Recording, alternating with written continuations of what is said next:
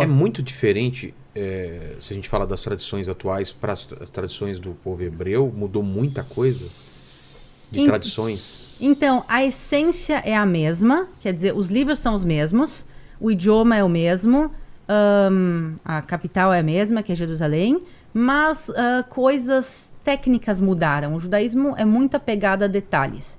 Então, as vestimentas, por exemplo, mudaram. Hoje em dia, quando a gente pensa vestimenta de judeu, a gente pensa no barbão, no chapelão, na capota, por exemplo, como meu sogro. Meu sogro tem toda a vestimenta completa. E hoje em dia a gente associa isso com a vestimenta judaica. Mas os hebreus, há 2000 anos atrás, não usavam isso. Não usavam? Não, Era uma roupa normal. Então, você tem um desenvolvimento histórico, né? Quando você pega na época bíblica da monarquia de Israel, você tem uma expressão de fé que é preponderantemente marcada pela liturgia. O pessoal vai no tabernáculo, o pessoal vai no templo, e isso se torna uma experiência concreta de fazer certas coisas nessa relação de um Deus único que se manifesta no ambiente onde todo mundo tem vários deuses, especialmente ligados à fertilidade. Quando cristaliza na experiência de Israel a ideia de que aquilo que Deus falou deve ser preservado, escrito, você tem o desenvolvimento da ideia de uma escritura sagrada com as orientações e instruções de Deus. Aí você tem um caminho em que a fé vai cada vez mais próxima da observância dos mandamentos, e um novo desafio surge quando os judeus vão perder a terra. E aí, como é que a gente vai? Não podemos ficar indo para Jerusalém. O templo não está mais lá.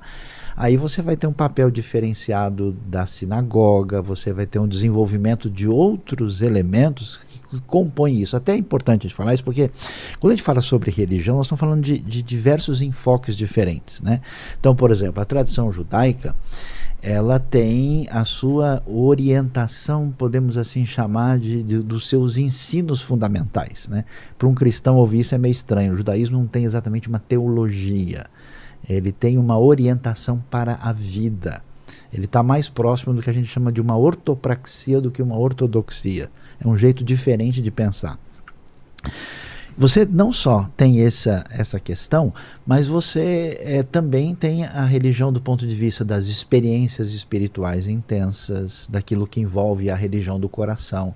Você tem a religião, seu papel na sociedade. Então, assim, tem esses elementos que fazem parte. Agora, quando a tradição judaica se desenvolve, como a Aline mencionou, quem vem de fora da tradição cristã fala, mas o que o cara está fazendo ali? Parte do que ele está vendo está na Bíblia dele, ele não sabe. Aí o que esses fiozinhos caindo aqui, né? Não, isso aí está lá, no Deuteronômio, está escrito no seu livro. Chama aquela fita? Filactério. Tudo está lá. Tá lá. Agora, e esse kippah que ele está usando? Isso não está lá, não tem kippah na Bíblia. Isso se desenvolve nas tradições, muitas delas fundamentadas no Talmud, na tradição talmúdica, né? Tradição e oral? Tem coisa... Não, Exatamente. é uma tradição oral que foi escrita depois. Que foi passada O que acontece... E tem coisa que é cultural, né? Por que o judeu está comendo gefilte fish? Isso aí está em que livro da Bíblia? Nenhum. Isso aí eles desenvolveram lá. Por que o cara usa aquele chapéu que parece um xaxim? Isso aí é lei de Deus? Não, isso é costume da Polônia. Desculpa.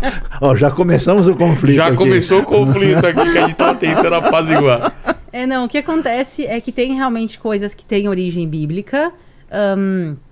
O que acontece 1.900 anos fora, que a maioria do povo de Israel teve fora. Sempre houveram judeus vivendo em Israel, continuamente nos últimos 3.200 anos há judeus continuamente vivendo em Israel, mas a maioria foi expulsa aí por Adriano. E o que acontece é que algumas coisas foram adaptadas de maneira consciente. Quando o templo foi destruído, uma liderança judaica senta, principalmente em Yavne, e diz: o que a gente vai fazer agora? Porque o centro do mundo judaico era o templo de Jerusalém. Em Jerusalém, a expiação dos pecados do povo era feita através de sacrifícios animais. E simplesmente agora eles são impedidos. Eles não sabiam por quanto tempo não teria. Da primeira vez que o templo foi destruído, por 70 anos não se fizeram sacrifícios. Dessa vez a gente está chegando no quadro de 2.000 anos sem sacrifícios. Mas eles disseram, ok, se a gente não tem sacrifícios agora, o que a gente vai fazer? E um grupo de rabinos senta e discutem, e eles chegam à conclusão que em vez de sacrificar animais, a gente vai fazer as orações. Então as orações que a gente faz na sinagoga hoje, elas são conscientemente uma substituição aos sacrifícios. Quantas vezes se sacrificava no templo? 3 vezes por dia. 3 vezes por dia se ora nas sinagogas. Ah, é por isso. Então teve coisas que foram feitas conscientemente, dizendo, olha, isso vai substituir isso porque a gente não pode mais fazer dessa maneira original. Os fiozinhos da roupa, como tu muito bem comentou, os fiozinhos da roupa, segundo a Bíblia, eles eram brancos e azuis. Hoje em dia os fiozinhos são brancos só. Por quê? Quando os judeus foram expulsos de Israel, eles não tinham mais o material para pintar o azul, porque o azul era feito de um caramujo que tinha nas praias de Israel. Quando eles foram expulsos para a Europa, não tinha mais esse azul. Eles disseram, olha, a gente, em vez de pintar de outro tom de azul, vamos deixar branco. Então teve algumas coisas que foram feitas conscientemente, teve coisas que foram adaptações por motivos de necessidade ou por falta de opção. Gefilte Fish hoje em dia é uma das comidas mais conhecidas do mundo judaico. A gente comeu lá? Não, que é. Por quê? Porque é ruim. Basicamente é. Não, deixa eu explicar uma coisa. Não Eu é. gosto de Gefilte Fish, meu pai é apaixonado por Gefilte Fish, mas Gefilte Fish é comida de pobre. Vamos colocar foto. Eu nem sei como que é o visual. O que acontece? Os Você judeus... sabe como procurar, Lene?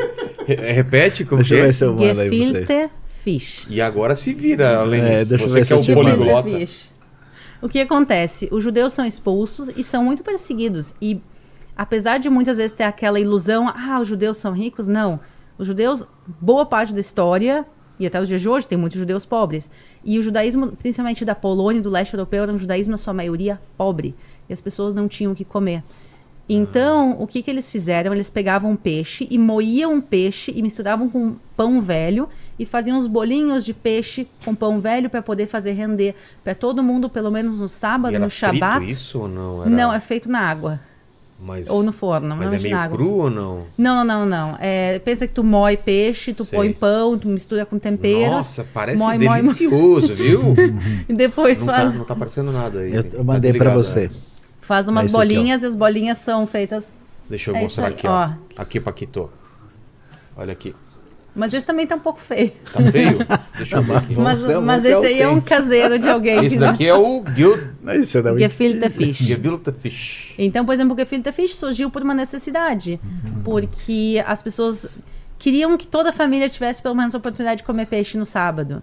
Ou comer peixe, ou frango, ou carne no sábado. E não tinha para todas as crianças, para toda a família. Então, assim, a mãe da família fazia render. Então, Gefilte Fish não é uma comida gostosa. E muitos judeus, quando voltaram a Israel, acabaram deixando algumas coisas que eram coisas da diáspora para fora.